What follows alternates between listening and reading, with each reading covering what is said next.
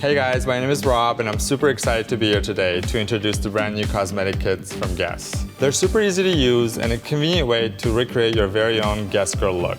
In this video, we're gonna use one of the lip kits that's a red palette. This has 2 matte lipsticks and 3 high gloss lipsticks, and it includes 1 clear lip gloss if you want to enhance one of the matte shades. I'm gonna now demonstrate one of the red matte shades.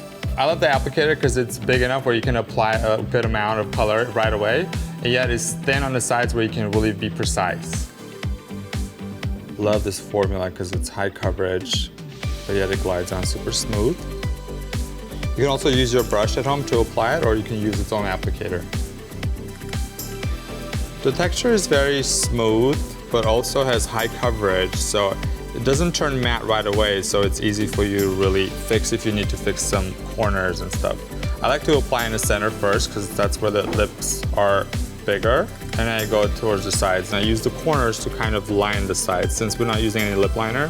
It works great without a lip liner because the brush is very precise on the corner. This formula is great if you want that bold velvet matte look. A lot of matte lipsticks tend to dry the lips out. With this lipstick, it's matte, but it's still hydrating in a way.